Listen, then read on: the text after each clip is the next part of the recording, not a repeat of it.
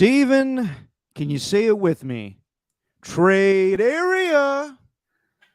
No, I'm getting pissed. We need to start these things at like 2 minutes after because we always seem to be on the dot at like 2 after whatever time we set. And these dudes in the chat, like you seen what Ernie just said? Aram's here early, and then Ernie's like, What's up, Aram? "You must be new here." Oh, Who said that? Ernie, it's facts. Now, Aram's been with us back in real life at Schroeder's. Yeah, yeah. No, yeah, but they're pretty accurate though. What's it? So the over under today is we would be 3.5 minutes late to the podcast. They're normally they're normally And spot on. 67 minutes total today. Yeah, I can guarantee you it'll be shorter than that because we're just going to the meat and potatoes today. it'll be under. It'll be under. What's going on, everybody? Welcome to Just Your Opinion, man. A little emergency edition. We were planning on doing like a Monday pod, but oh my. That was interesting yesterday. Let's just get right to it, Steven. Or you know what? Before I get to all the news, Trey Lance, Josh Jacobs, we'll get to it all.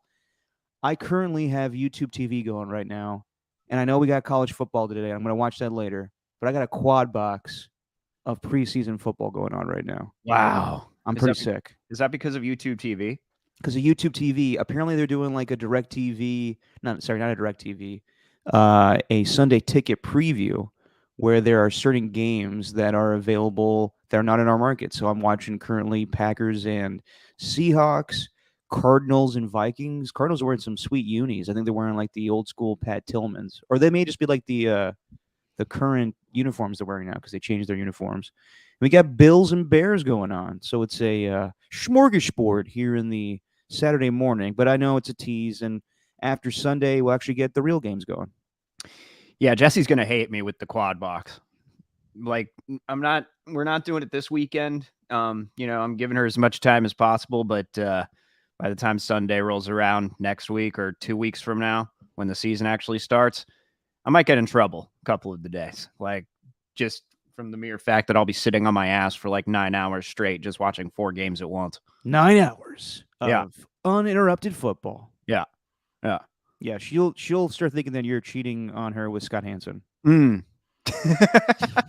Basically am. You know what? Honestly, there's every man in America is. How many significant others are cheating on their other significant others with Scott Hansen? A lot. Or Andrew Siciliano.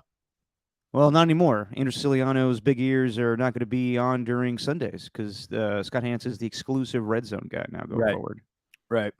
Yeah, I don't think anyone's actually having any sexual activity with Scott Hansen, so I don't think it really will be cheating. And that's he's the very joke, devout Christian man. That's the joke, Derek. I know. But that's do you think also he part talks? of the joke. Do you think he talks like that all the time? Like the way that he talks? Because he always has his, like, anytime I see him, he's always got, it's either on Red Zone or him doing something on his phone through social media, and he's always like, "Hey guys, Scott Hansen here. I've got a major announcement." I know for a fact that he talks like that because when I worked at NFL Network, one time he told all the producers, "I'll be right back. I got 15 minutes of interrupted pooping." Oh, so Scott Hansen poops? He I wouldn't does. expect that. I didn't think Scott Hansen ate, drank, or went to the bathroom. I didn't think it was possible. He may have to piss his pants during Red Zone. Damn, you think he wears a diaper? I just remember seeing a lot of producers carrying extra pants on Sundays. Everyone bring your pants to NFL Network. Scott needs an extra pair. Just, hey, we have an extra pair of pants. It's like, you ever seen that Will Forte, Tim and Eric sketch? I need more pants. I just need a whole set of pants. He's like doing like some infomercial on how to make forts, like forts in your house with couches. And for whatever reason, he starts pissing his pants. And the whole joke is he's yelling at the producer, "I need pants! Just go get me some! I need pants!" Love Will Forte. Anyway, yesterday, it was just supposed to be a simple show with Tom Tolbert and Ray Ratto reuniting. Not the case. Around 4:30, you and I was. You thought that Trey Lance was going to play yesterday. I was skeptical.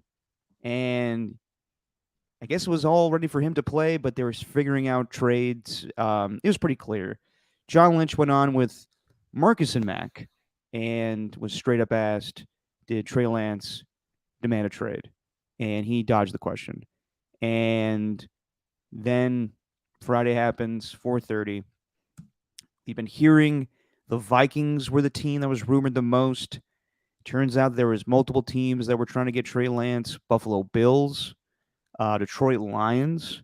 I thought because they were playing the Chargers, and you look at the backup situation with Easton Stick and Max Duggar, that they could use a better backup if God forbid anything happens to Justin Herbert. I thought the Atlanta Falcons would be an interesting destination for Trey Lance, given their scheme and what Trey Lance could probably fit in with Arthur Smith's offense. I never thought that the Dallas Cowboys would trade for Trey Lance. And when I saw the notification, I was not shocked. 4th-round pick. It's kind of what you and I were talking about. Hours before the game was supposed to happen, but to the Dallas Cowboys. And I think the last trade that the Cowboys and 49ers came in an agreement on was back in 1992 for Charles Haley, and that totally swung in the Cowboys' favor. Right. This is not that. This is just, it seems like everyone was willing to give a 6th-round pick for Trey Lance, and for whatever reason, Jerry Jones and his son, Stephen Jones, said, we'll give you a 4th. And I don't think it really matters of the history between the Niners and Cowboys. I think it was just simply they gave us the best offer. And I don't think that Dak Prescott needs to be worried about Trey Lance over his shoulder. I don't know why they're making this move, because if you remember a year ago, Cooper Rush filled in for Dak Prescott and went 4-1. I think they're fine going 1 Dak Prescott, 2 Cooper Rush. I think Trey Lance is going to be the 3rd guy. They'll cut Will Grier, and he'll be the emergency quarterback with Dallas. But it just sounds like Trey wanted to get the hell away from the Niners. Everything sounded mutual. We'll talk about the whole media thing and John Lynch and Kyle talking to the media about what went down. But I just didn't think it was going to be the Cowboys. But they apparently need a backup quarterback, and they're going with Trey Lance. And the Trey Lance era is over. Trey area is done, Stephen, in the Bay Area. Well, he's going to be the replacement to, or whenever he was going to get traded, he was set to be the replacement to whichever team he was going to, like the Vikings, for example. Kirk Cousins, last year of his deal, you trade for Trey Lance, you probably traded for his replacement. And then with the Cowboys, Dak Prescott, I think his contract is up after next year, but they also have a potential out in 2024 as well. So I think they are really putting the pressure here on Dak to go out there and actually do something in the playoffs and take them deep into the playoffs. He's done something before. It's not to say he hasn't, but I think this shows that for the Cowboys, they are not 1 foot out the door just yet with Dak, but they're essentially saying, hey, you got one more shot at this or else we're going to have to move elsewhere. And I get that because Dak's in that weird tier of quarterbacks where he's right in the middle. He's kind of there with the Derek Carrs and the Kirk Cousins of the world, even though he's, more, even though he's just as talented as those guys, they're a step below the elite, but they're a step above the quarterbacks who are just kind of journeymen. They deserve to be quarterbacks somewhere. They could be starting quarterbacks in this league, but they're not exactly who you point to as tier 1. So I think that's what this move is a signal to. Yeah, and you are correct, Stephen. He is a free agent for the 2025 offseason. Right. I see in the chat here, Ernie2 says, do you guys think Trey requested a trade? Yes, and it was confirmed last night by Kyle Shanahan. Once they sat down with him and told him that he was the 3rd-string quarterback, they gave him an hour to think about things, did not show up for practice, and then he and his agent leaked the information to Tom Pelissero and Ian Rappaport, and yes, he did ask for a trade. And I don't know if he's going to a better situation in Dallas. I think it's just, I think you're right, Steven. I think they're putting pressure on Dak that he needs to perform. Yeah. And Cooper Rush is fine, but he's not going to wow you anything. He just did the right things to win some games last year in Dak's absence. If you're bringing up wins and losses, it's the same thing with Jimmy Garoppolo. If all you got is wins and losses, then I don't think that person's a very good quarterback. Wins and losses aren't a quarterback stat. Yeah, and they may just be building up Trey Lance to maybe get value on him to trade him to a quarterback-needy team that needs him. Yeah. But as far as the Niners, everyone's going to go crazy on Monday about this move. and say that Kyle Shanahan and John Lynch fucked this up when they traded all those picks, 3 of them, to go up to number 3 to trade for Trey Lance to be the replacement for Jimmy Garoppolo, and it never materialized. And Marcus Thompson came on with us yesterday and pretty much is going to do something that everyone's going to do next week and related to James Wiseman. And I think that it's very, very comparable. It's kind of crazy. Both Bay Area teams, high draft picks during COVID time, and just didn't work out. Just weren't fits. Where they were big trades for big teams that really didn't need them, if you think about it. Yes, at the time it made sense. The Warriors needed a center. Yes, the Niners needed a quarterback. But now that we're a few years removed, the Warriors really don't need a dominant center. Kevon Looney's great, but he's not, top 5 in centers in the NBA. They get by without it.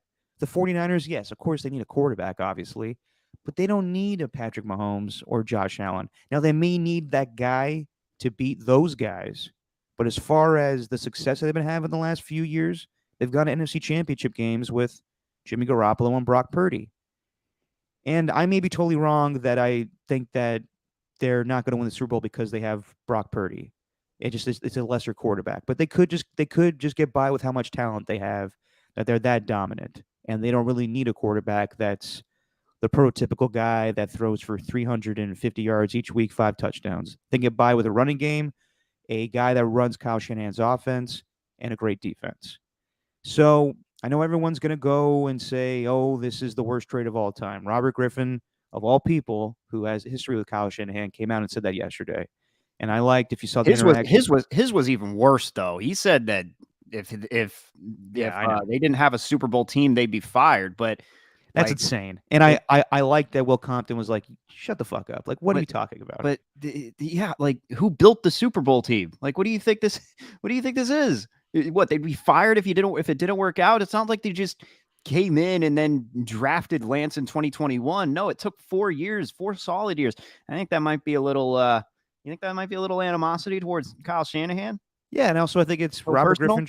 Yeah, I think so, but they've kind of let that go a little bit. I think they've talked since then. I think they're it had a little animosity behind it because Griffin 100%. Griffin normally stays measured with his takes. Like, that one felt almost personal. It did, and then he fired back at Will Compton. Will Compton likes to do his little "let me bring you to the closet" video, and let me talk to you like you're a child. And then Robert Griffin shot back with "let's talk in the shower," which we used to do back in the day when we were on the Redskins together. He had a good rebuttal, and the other coaches that have been fired that were successful, but it didn't really make sense in what's going on right now. Kyle Shanahan basically runs the 49ers. I know that John Lynch is his general manager, but Kyle tells him what he wants. They come together, and then Kyle gives the okay. That's how the dynamics work in that front office. And Ray Ratto was in yesterday doing the show with Tom, and he and I were talking before this trade went down. And I said to him, I think that Kyle didn't want Trey. And he stopped me and said, stop saying that. You and a bunch of other people have been saying that. It's not right. That's not accurate. Kyle did want Trey Lance. You think the head coach of the team just went with what everybody else told him to do? You're wrong. And I respect Ray in saying that. That very well could be the case. What I do think happened was that Kyle just went along with it. And I think that... I don't think so. Okay. I think the injuries really just set him back to where Kyle didn't have patience to keep him around anymore. Like, I'm telling you, that the development, man, in the first couple of years, I disagree with Kyle not wanting him. I do think Kyle wanted him. But after that hand injury, which forced him to rework everything and take time away from the team, as opposed to learning his rookie year, and then, of course, getting hurt his second year while Purdy took over, I think it's purely circumstantial. And I think the reason they traded him, people can be pissed about it. That's fine. But the reason they trade him is because they have room to do it. Like a lot of teams, they just draft the franchise guy, and you know what they'd do? They'd wait it out. They'd wait it out because they'd say, you know what, we got our quarterback. We'll build around him, and eventually we'll get to the Super Bowl, aka Josh Allen. Like if Josh Allen were on this Niners team and he played the way that he did in his first 2 years, and let's just say some 7th rounder came in and just completely shut him out and played better than he did, it turns out Josh Allen needed playing time, but the Bills also had the luxury of giving him that playing time, whereas the Niners didn't. Yeah. So I think it was purely circumstantial, man. That's what I think. And I was surprised they got a 4th rounder for him. I didn't think I didn't know if I don't know what value is anymore. Like I don't know what I was going off others, and based on, I always think back to like the Antonio Brown trade when he was traded for a 3rd and a 5th. I kind of use that as like AJ Cruz, shout out to you. I use that as my barometer. But 4th rounder, kind of surprised.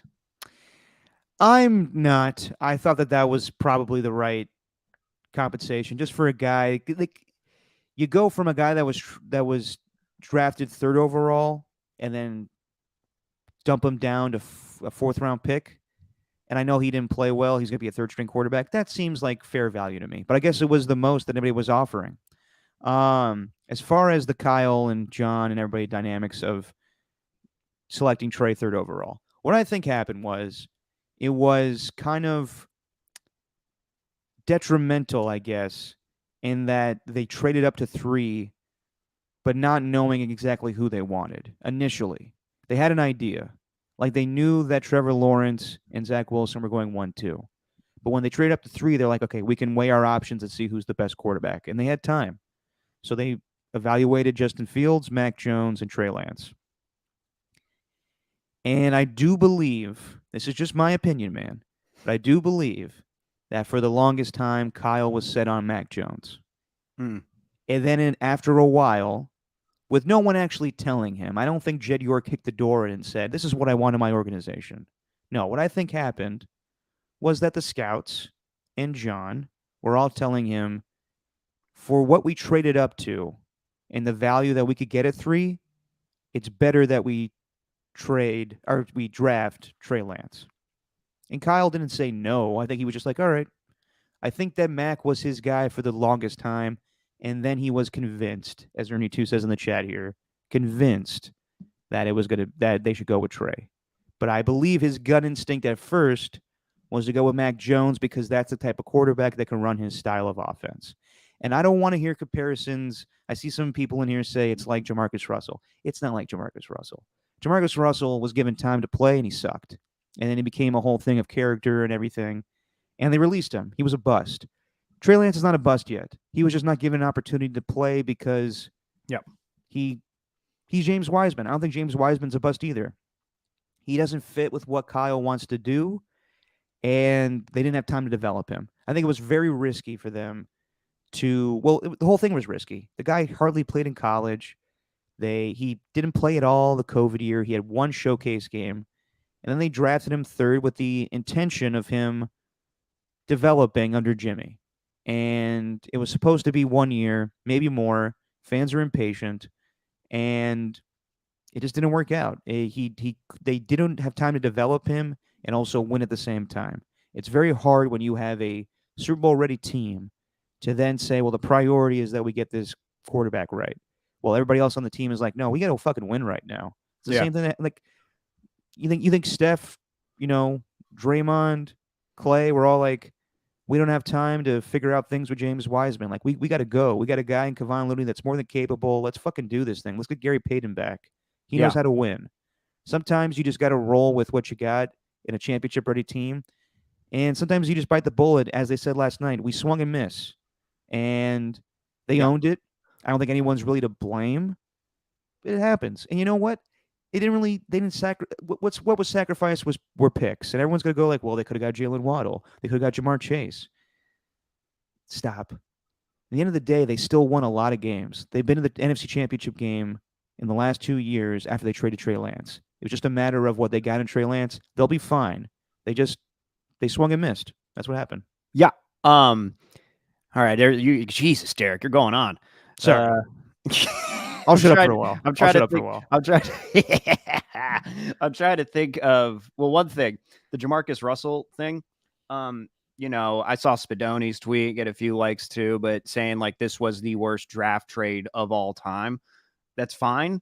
But would you rather have one trade or one draft pick that's considered the worst of all time, or would you rather have an entire 2 decades where your drafts have sucked and you've had the worst draft what do you want to call it? Draft history of any team since 2002, because that's the Raiders right there.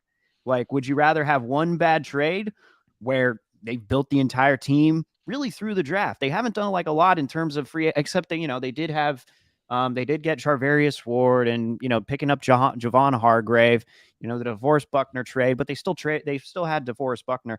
Like, I'll take one bad trade if that's considered the worst of all time, if that means that I've had maybe a decade of generally solid draft picks. Like all the ones that we talk about, the Solomon Thomas one, we always point out the worst, but you also got Kittle.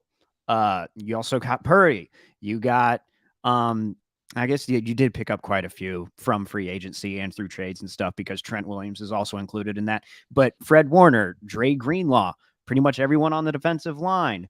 At one point, it was Jimmy Ward, even though that doesn't count as a John Lynch and Kyle Shanahan pick. Same thing with Jaquiski Tartt, too. Like you grew that team from the ground up through the draft, and then you prioritized making your team stronger through free agency and then re-signing some of the players that you could afford to. I just, if it's the worst draft trade of all time, fine. But they've been fantastic at drafting players over the past few years. I didn't even mention Brandon Ayuk and Deebo Samuel too. Your wide receiver core is made up of draft picks. So, Javon, sure, you've had some misses, but I think there's a lot of teams that have had misses that we don't even know about because we're so hyper focused on one singular team that we know every draft pick. But I bet you if we go across the league and we take a look at every single one of if we take a look at their draft history, their draft boards, if we go, let's just say back to 2016, I bet you pretty much damn near every team wouldn't have the same players they drafted on their team today. Like the Niners have a lot of them. So I think that they're willing to take that. Yeah, they're willing to take their lumps, and they stood to the media like everybody wanted and took ownership of what went wrong with the process of drafting Trey Lance. Yep. And it just happens sometimes. It's not like Trey played and was terrible. We don't even, like, it's crazy. Like I saw the stat, I guess he is the highest drafted quarterback or player to get the fewest amount of games played and then traded. Like I'll get the stats for you, but it's like we don't even have a real sense of what Trey Lance is. That's just that just shows where the team's at, though. Exactly. Compared to others in the past.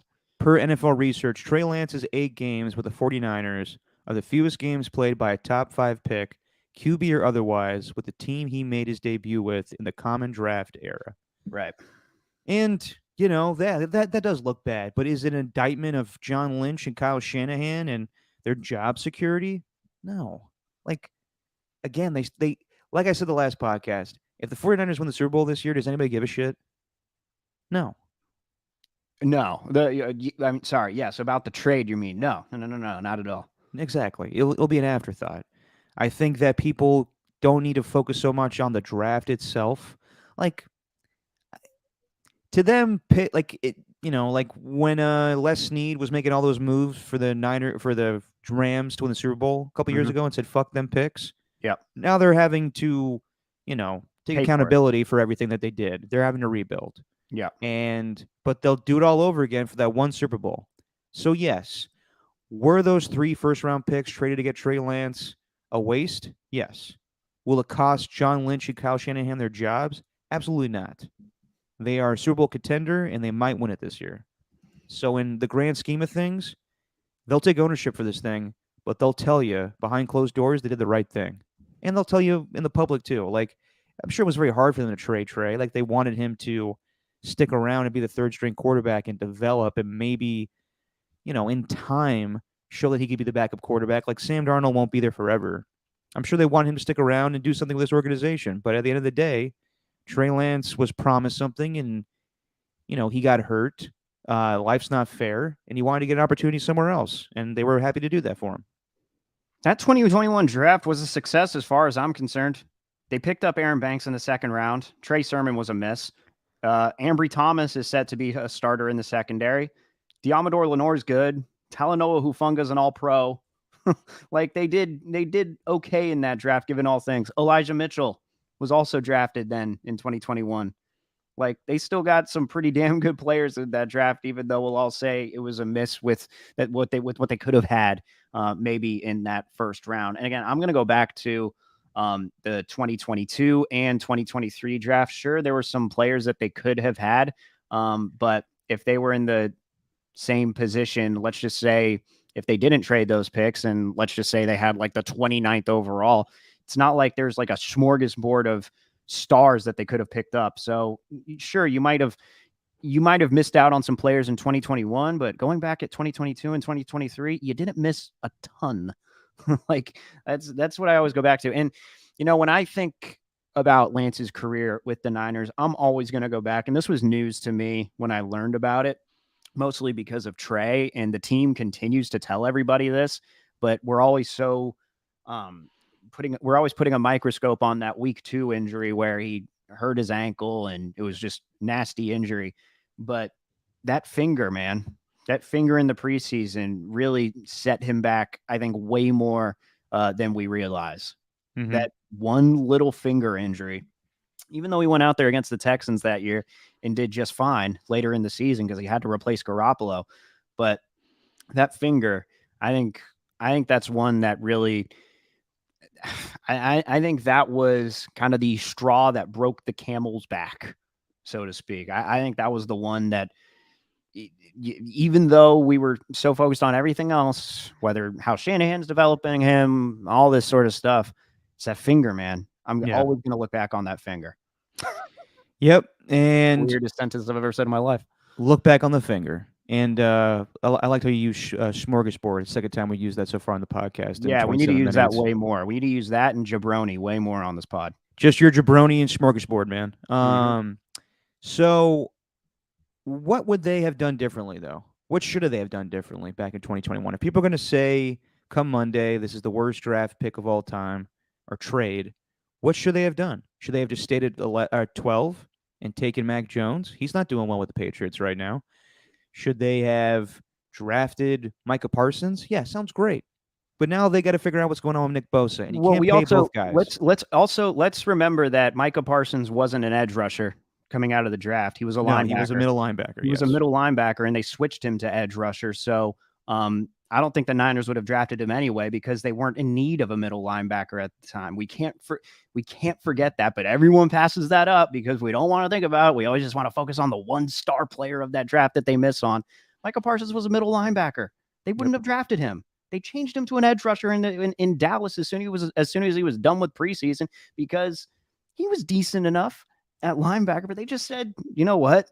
This dude can just toy with offensive linemen. Let's just put him at edge and see what happens. What do you think would have happened last year if Trey was the guy and they were able to trade Jimmy? Like, people forget all of the, as Tom put it yesterday, he loves Lemony Snickets for some reason, all the series of unfortunate events that happened with the Niners QB situation. So they have Jimmy.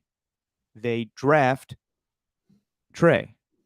They want Jimmy to be the guy, the replacement, I guess the placeholder for Trey until 2022. 2022 happens. Jimmy says goodbye. Then he has the shoulder surgery. They were supposed to be a trade, I guess, to Washington. That doesn't happen because Jimmy doesn't want to go to Washington and because he has the shoulder. And everybody avoided Jimmy from the entire offseason up until training camp where he was off to the side doing his own thing. And supposedly the Niners were going to release him and the Seahawks were going to pick him up. But in the end, the Niners convinced him the best thing to do going forward is to be the backup for Trey Lance. Then Trey Lance gets hurt. Then Jimmy gets hurt. And then they just strike gold with Brock Purdy. This was so fucking rare of what happened that if all this didn't happen, Trey Lance is your starting quarterback. Maybe. But let's just say that Jimmy's, trade value last offseason is fine. He goes to someplace else much earlier, and Trey Lance is your starting quarterback from last season to now. How do you think this goes? It's hard to tell, but That's such a massive hypothetical. I know, but like just given what we saw, like he wasn't ready to play. He wasn't ready to play. That's the reality. He flashed. Trey area and everything in the preseason, a couple of good plays in the regular season, but the guy had such little time playing that Kyle wasn't comfortable. I don't know how this team would have performed. Remember last year, I thought they were going to go 8-9 with Trey Lance as quarterback.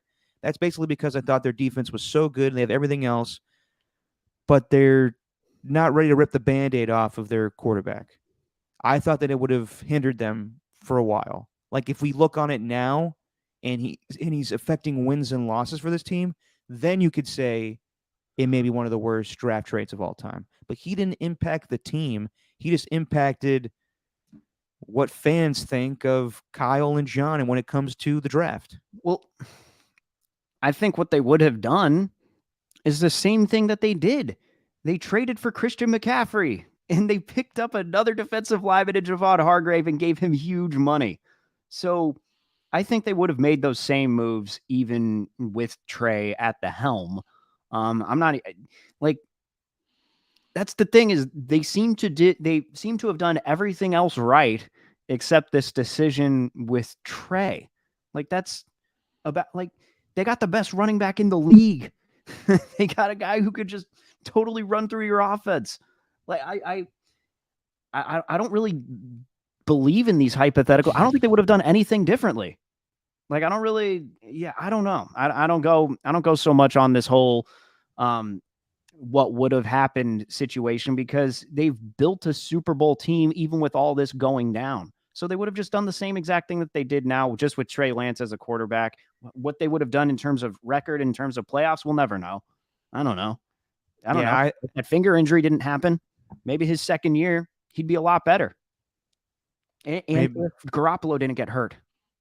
You know, there's too much of this. Yeah. Series of unfortunate events. It just led to this. A series of yeah. So what? Tom's on a real Lemony Snicket kick. He references kids movies all the time. Like he'll talk about like 90s Disney movies that he watched with his kids, but then he's like, oh, I love Jim Carrey and Lemony Snicket. So he pays attention to the movie? Like the books are where it's at. The movie. The movie stunk. The books are where it's at. I read those when I was younger. They were great. Movie was fine. Movie was whatever. Yeah, Jim Carrey. Was it Meryl Streep in that too? Was she?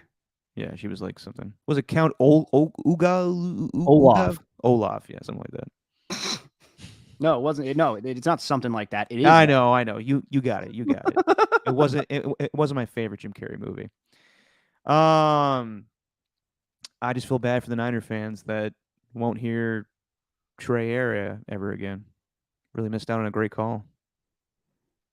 Well, your dad didn't his voice crack on the first one? I don't know if his voice cracked, but his voice no doubt would have cracked on one of them. Yeah, I know he got praise from Mr. Earl Stevens, E40, that you're allowed to go and do that, but I think that was the most scrutinized call he ever had. Yeah. Second to the whole Ayuk thing on the pre and post game show, which is all time. I think about that a lot. They still do that. Him and T-Rock. Him and T-Rock. Yeah. And I hear you in the chat, Aram. I hear you. Look, this fucking guy. These guys are turned into Haberman and Middlecoff. Don't sell out to the Niners hype. Let's talk some Raiders. We will. Don't you worry. We will. Before we get to that, real quick. Promo code HAM. Did you see Nick Wagner's tweet last night? You did, because I sent it to you. Yes. So let me just read it real quick. Oh, I lost it. Hang on. 49ers leadership has done a tremendous job of taking care of their local broadcast partners and taking no questions from the media when it comes to Trey Lance's situation. Wow. I understand that the Niners beat writers wanted to hear from Kyle and John. And John went on with the Niners local KPIX preseason broadcast last night to talk about Trey, and he wished him all the best. And then Kyle took questions about the whole situation, and I don't know what everybody wanted from them this week. And I again, like I know that they want them to do a press conference as soon as the Pelissero and Rappaport tweet went out, but they never were going to do that. It was, they used KNBR as the media. And I heard Kyle in the press conference last night say, I did the interview at 1:45 with the radio show. He didn't remember the name. It's fine. Um, and then he said, yeah, like I was expecting it to air during the day, so everyone got the quotes, but I guess there was a baseball game that, delayed it. And I was like, I yeah, guess there was a Giants game and stuff. yeah, Giants. Yeah, he didn't even say a Giants game. He said some baseball game. And for Kyle's, just so Kyle knows, I was so pissed when that happened because I wanted that interview to play, and I wanted detail about it. But just funny that everyone wanted to grill them on why they didn't speak. They did speak. They spoke last night. They took all accountability for what happened with Trey. Let's move on now. Yeah, it's impossible to move on though, Derek. This is going to hover over Shanahan and Lynch as long as they're without a Super Bowl. Like that's just the reality, even though it's not warranted. There's always going to be something. And like I'm not really a religious guy, but I do believe in the football gods. I do believe in sports gods. Sports gods have a weird way of working. And I could see, not this year, I'm not saying this year, but I could see a couple of years down the line where Trey starting for the Cowboys, 49ers and Cowboys meet in the playoffs. Then it's Trey versus Brock.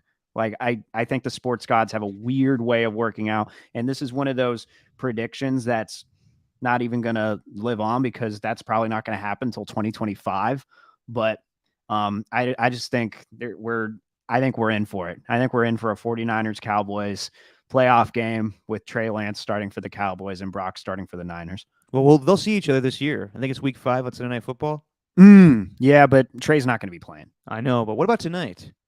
We got Raiders and Cowboys.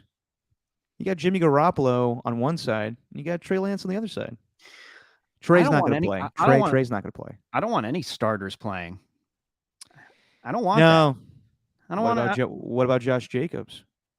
I don't want him playing either. No, he won't play. I want him playing. He's not even signed the contract yet. He's going to meet. They're playing the game tonight, I think, in Dallas. Yes. So he'll meet up with them tomorrow at the facility and sign the contract. Segue. Here you go, Aram. While you're talking about kielbasa sausage in the chat here. My kielbasa sausage just got to reform. Ow. Now get it on. Josh Jacobs, the holdout is over officially. He signed, or he's going to sign, a $12 million deal for 1 year. Little incentives in there. A little more than what he was going to make with the franchise tag, 10.1. Everyone can exhale. Josh Jacobs is going to play for the Raiders this season. We'll see what happens in the offseason. Thought this was going to happen with Saquon getting his 1 year, $11 million deal. You saw other guys settle for less. Dalvin Cook, Ezekiel Elliott. In the end, Josh Jacobs is making more than Saquon Barkley. We'll see what happens. Can they mend fences? I think that they're on better terms, obviously, than Jonathan Taylor and the Colts are. But I think this was a big step in the right direction. I don't know if they'll ever work out a long-term deal. I don't know if any running back's getting a long-term deal anymore. But it's just good that Josh Jacobs will be on the Raiders this season. Yeah, this is they needed it. Zamir White hadn't done anything in preseason I think Jacobs started gaining leverage as far as what he could potentially get from the Raiders that he wasn't going to get previously. Outside of the franchise tag, a little more than that. What was it before this? Now I'm all confused. It was 10 million, right? For running backs on the franchise tag? Yep. Mm-hmm. So he's getting 12 million now, and plus he's got added game bonuses. So I haven't actually looked at the. I saw Tom Pelissero say it may get up to 14, but I think I think 12 is the max. Their contracts are so fucking weird, but reality is he's getting 12 million. Gotcha. And maybe there was maybe he had that one person tell him, hey, this wouldn't be good for your career just to sit out. Just take the 1 year, take the 10, 11, 12 million, whatever you're going to get.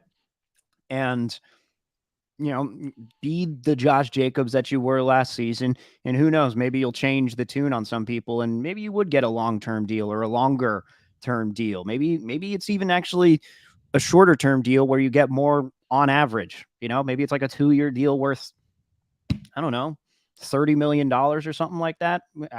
That's right up there, I think, with the top running backs in the league. I think he had one person finally tell him, look, you should meet with the team. Or this could have just been a way where he could hold out of training camp and just not go, because I think that's what Nick Bosa is doing right now, for example. I think Nick Bosa is fine. I just don't think he wants to go to training camp. I don't think he wants to do it. If they were going to offer him the money already at this point, he would have taken it. Do you think we'll get to Bosa later, but point is, Zamir White didn't do enough this preseason to instill the confidence that he's the number one running back. Josh Jacobs is the number one guy. Zamir White seems to be like the prototypical backup, probably will come in like every, I don't know, third series or something like that. That's what they used to do with Jacobs, at least in the Gruden days. They'd bring out Jacobs for the first 3 series and then put the backup in for the next. So yeah, I think that it was necessary, and I don't know how many more wins this is going to get him, but it's definitely going to get him more than 3, whatever's predicted by CBS. Yeah, I think it was USA Today. They said 3 and 14. Yeah. That was going to be my question to you. Okay, they got Josh Jacobs, and it's going to help Jimmy Garoppolo immensely. It's going to help the team immensely. But how much better are they now that they have the NFL's leading rusher from a year ago? I mean, they're still 4th in the AFC West, right? No, I think they're 3rd in the AFC West. I don't think you like the Broncos. I don't think the Broncos are going to be that good. Everyone's going crazy for Sean Payton. Sean Payton won once, hasn't done anything since. He's overrated. And whatever this whole thing with Russell Wilson's done. It's not like he's going to turn into it. Like, I know he looks a little bit more in shape, and him running against the 49ers is like, oh, this is shades of old Russell Wilson. I don't see it that way. I think Wilson's done. I don't know yet. And Judy's going to be out too. So that's true. And they already lost Tim Patrick this year, so kind of slim in the wide receiver department. I'd still like. Well, I mean, we'll break down the AFC West in a couple of podcasts, but this helps the Raiders. They needed a running game. They need Jimmy Garoppolo to have the play action pass. We'll see about the future with Josh Jacobs. That's the thing. I don't know if any team is really going to pay anybody a shit ton of money when it comes to the running back department. Like, he got $12 million. It may just be going forward that these guys sign 1-year deals, so they don't have. None of these teams are, held hostage to these long contracts when these guys, tear an ACL or their bodies break down. That's what happened with Todd Gurley. That's what happened with, who else? Zeke Elliott with the Cowboys, Le'Veon Bell with the Steelers. They sign these long-term deals. Knock on wood, everything's been good for the Browns with Nick Chubb and the Saints with Alvin Kamara and Christian McCaffrey with the Niners. But going forward, I don't see running backs getting long-term deals anymore. Like Ray Ratner brought this up yesterday. He thought that it wasn't so much that Shohei Ohtani's injury is going to affect his market. He thinks that Steven Strasburg retiring at 35 is going to affect pitchers going forward in free agency, because a lot of owners and general managers won't want to give long-term deals to pitchers because of all the injuries that go into them. I think it's kind of similar with the same thing with running backs, that their bodies break down a lot quicker in the NFL than most positions. And I think that owners and general managers will be more inclined to go with the safe route of, we'll pay you a year-by-year basis. Strasburg did turn that team around, though. Like, I understand the thing with injuries, but Strasburg is like, he had people paying attention to the Nationals before Bryce Harper came up. It was Steven Strasburg at first, out of San Diego State. That's an interesting one. I don't know if I necessarily agree with that. I think Ohtani's injuries have hurt him more than anything. I mean, sure, the Strasburg thing might play into it, but I mean, if it's a pitcher who's not injured or not injury prone and hasn't already gone through Tommy John surgery, I don't know. I don't know about Rodon just yet, but they swung and missed on Kevin Gosman. Gosman, I think, would have been worth a long-term deal. They just didn't give it to him for whatever reason. I don't know about Rodon because Rodon started off the season hurt and didn't look good to start with the Yankees. And to be honest, I have not looked at what he's done since. So I don't know. I could see where you're coming from there, but yeah, will things change with running backs, man? Maybe they could just be 1-year guys for the rest of their career. I think so. I think so. Unless, do you think Josh Jacobs signing the deal impacts Jonathan Taylor in any way? I mean, no, because I think that whole relationship is fractured. It didn't seem like that with the Raiders. No, but there were reports that things fell out of favor. But in the end, it was all money related, and Josh Jacobs will be back. But they never said like they could move on without him. You know, like Jim Irsay was really strong in his words with how he felt about JT. Jim Irsay ruined that more than anybody. I agree. I think that this may impact Jonathan Taylor and what he gets as a contract. I think that so supposedly the Miami Dolphins have made a reasonable offer to the Indianapolis Colts for Jonathan Taylor. And the Colts have declined. They're still negotiating, and they have a deadline of Tuesday. That's when all the roster cuts are made. I think that this may be the Colts' last attempt to be like, okay, so Josh signed for 12. Saquon signed for 11. We'll give you 13. Is there any way we can mend fences and have you come back to be a Colt? And if Jonathan Taylor says no, then they'll be like, all right, let's do the deal. Let's send him to Miami, and that'll be his problem now. That's what I think is going to happen. I think that they'll try one last time, and if he says he wants to go, he'll go. But I do think this impacts him a little bit in the sense that I don't think Miami will be inclined, if they do trade for him, to give him the biggest contract as far as running backs. It'll just be like, this is what the market is now. We'll give you 13 a year. And if a GM job ever opens up, one that's attractive, I would hope that Chris Ballard would get the fuck out of Indianapolis and go someplace else, because it seems like Jim Irsay is driving him crazy. Like, I'm sure that the Colts were all set on having this zone read scheme that the Eagles have ran, with Jalen Hurts last year. It's the same thing with Anthony Richardson and Jonathan Taylor. And now that's going to be screwed up because, it seems reasonable. Like they were going to wait a year to pay Jonathan Taylor, and then Jonathan Taylor's agent was like, no, we need to get paid now, and things went crazy. But it seems like Jim Irsay has really screwed things up for that franchise as far as having a great young player, and now he wants to get the fuck out of there. Yeah, if you want to be all in the videos, doing all that, then you become GM, Jim Irsay. I'm out of here. You become the new Jerry Jones of this Colts thing, and you just do everything. You become the owner. You become the president. You become the general manager. I'm out. Gone. Because if you're going to ruin what we had as a potential superstar running back, just with those words, see ya. That's fine. I'll hire Jeff Saturday to be my GM, and he'll do what I say. It's not bad. Thanks. So yeah, Tuesday will be telling. Tuesday will be interesting. I think that I'll give you some trades I think are going to go down. How about that? We'll do that now. Fantastic. I do think over. No, we won't. No, trust me, we won't.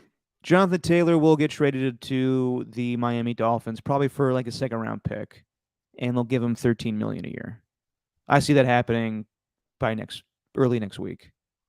I think that they can mend fences. I think that Jonathan Taylor is fed up with Jim Irsay. I think they've done enough damage. They'll probably sign Kareem Hunt to just fill that void, and they'll go with Jonathan Taylor. I think that happens. Another one I think happens. I think that when it's all said and done, the Chiefs just cannot pay Chris Jones. I think that Nick Bosa next week, like the Trey Lance money situation doesn't help them out that much as far as this. They still got to figure out what's going on with Jake Moody and the kicker situation. That will be a talking point. But the bigger deal is Nick Bosa. And I think by next week, he will sign a deal that pays him $32 million a year to make him the highest paid defensive player in football. And then Chris Jones will want that or to surpass that. And then the Chiefs are like, we can't do this. We have a star quarterback that we're going to have to redo his deal, but more annually, I guess. Like he's comfortable being a lifetime Chief, but a lot of guys are getting more money annually. Like I'm sure Joe Burrow will get a big ass contract by next week too.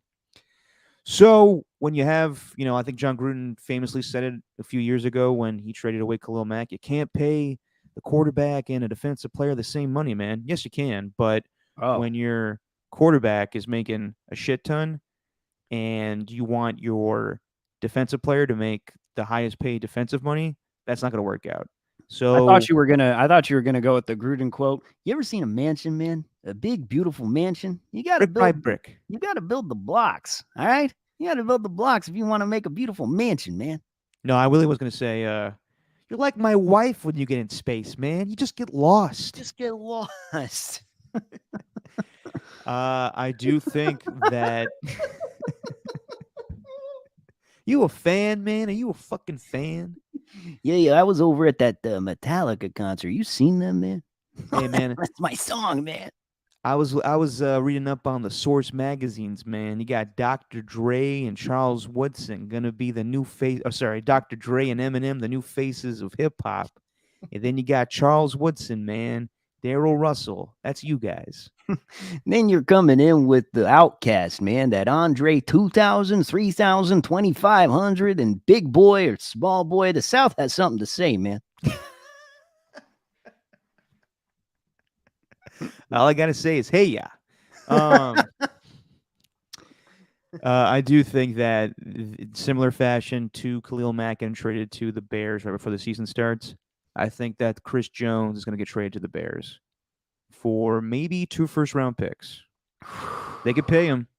They could pay him. There's a need at defensive tackle, and because of the Justin Fields rookie deal, they can pay Chris Jones handsomely. And Ryan Poles knows him from Kansas City, where he was part of their front office. Yeah, that's in it. Ooh, then you build up that front seven. We talked about it on our little Just Your Season preview, man, last week. You could beef up that. I mean, they already got the linebacking core with Edwards and Tremaine Edmonds now there. Whew. Yep. Gonna be huge. Yeah, Ernie's. I do think 2 firsts. I think that he's that good of a defensive tackle. He may. Aaron Donald has had a storied career, but he's kind of on the downslide now. Where I think that Chris Jones, you make the argument that maybe he is the best defensive tackle in football. So could see that, and then just one for shits and giggles. The Jets need some offensive line help. And I don't think they've already come out and said they're not trading David Bakhtiari, so that's not happening. But just I've been looking up like left tackles and right tackles that are on their last deals this season. James, what's his name? James Hurt for the Saints. Hold on, I don't know. I'm just gonna verify. Hang Talking on. about random offensive line trades. I know James Hurst. James Hurst, backup left tackle for the Saints. Jets sent him a 4th-round pick, and he's there to get some more insurance for the Jets' offensive line because they need it. Boy, I've been thinking about that just nonstop. Well, I mean, it's been brought up on Hard Knocks. Every week, it seems like Robert Saleh is motherfucking his offensive line. Yeah, man, I've been wondering. They need that O-line help. They need to beef up that front in order to get Rodgers some protection. Been wondering about that. Well, they did get Dwayne Brown back off the pup, and I guess Mekhi Becton's playing better. We're going to see Rodgers later today. See if he stays healthy for that little bit of time he's going to play in the preseason game. Who are they playing? Giants. You know what? I don't want to watch. No spoilers. Yeah, it'll ruin your Hard Knocks. It'll ruin episode. Tuesday. I'm not trying to watch. Like everything I've seen with Wrexham FC, I don't want to watch that. That's a spoiler alert. I'm waiting for Welcome to Wrexham. So you'd rather watch what happens on the show than what happens in reality? Yeah. That's fair. That's fair. Well, I always get spoilers because I watched that other Jet show the night before. There's one that comes out on Monday, and there's one, and then the Hard Knocks comes out on Tuesday. The hell's wrong with you? You're weird, I know. man. I know. You spend the entire offseason complaining about Rodgers and this tour that he's been on, and then you watch as much Jets content as possible. You're weird, dude. Tell you what, man, I'm pretty weird. Watching 2 Jets shows. No wonder you like Seinfeld so much, because Jesse opened my eyes to Seinfeld's just a show where they just create problems for themselves and then complain about it. That's what you're doing. All right, you don't need to psychoanalyze me, you and Jesse. I'm not. No, we weren't psychoanalyzing you. We were psychoanalyzing Seinfeld. I know, but it's some way related to me. And by the way, just a mini jackass of the week. I was gonna say this for next week. I've been watching Seinfeld at 10 o'clock at night for years. Mhm.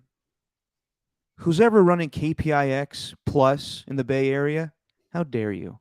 You're moving Seinfeld up 1 hour to 9 o'clock in 2 weeks. You're ruining my nights. And a lot of people are going to be upset. You How still dare you? watch sitcoms on cable? Yes, before I go to bed. Absolutely. Whew. All right. I got Anyway, nothing. hey, got the nothing. under's going to hit because we're going to wrap this thing up. You're asking me to not psychoanalyze you. That might take another hour. What makes you want to watch cable shows with cable commercials? Just your Whew. problems, man. That'll be the Yep. next podcast. Yep. Next time we'll get into. We'll still got to break down the divisions. What we do the South next time? The Souths. Yeah, we'll do the Souths. Cool. Probably the two least attractive divisions of football. Yeah. And then we'll react to what happens when it comes to roster cutdown day. Some trades may happen, some cuts may happen. We'll get to it all. And eventually we may get to just your questions, man. Maybe. If you guys give us enough questions. But as Steven said, I don't think we're big enough podcast. We're not big time enough to get a mailbag. Who cares what we think? I know. But AJ Cruz wanted to know our thoughts on the Bud Light scandal. The Bud what? Like with the flags and stuff? Yeah, it's too woke for people. Yeah, whatever. Yeah. The official beer of the NFL. Yeah. Yeah. Maybe we'll get to that. Before we get out of here, Steven, I just want to say an important message. Spay and neuter your pets. In the words of Bob Barker. Tough. Yeah. Tough news. But hey, price is wrong, bitch. Rest in peace, Bob Barker. All right, Steven. That's all I got for today. Yep, me too. All right. Say what you always say. Ending podcast is weird, man.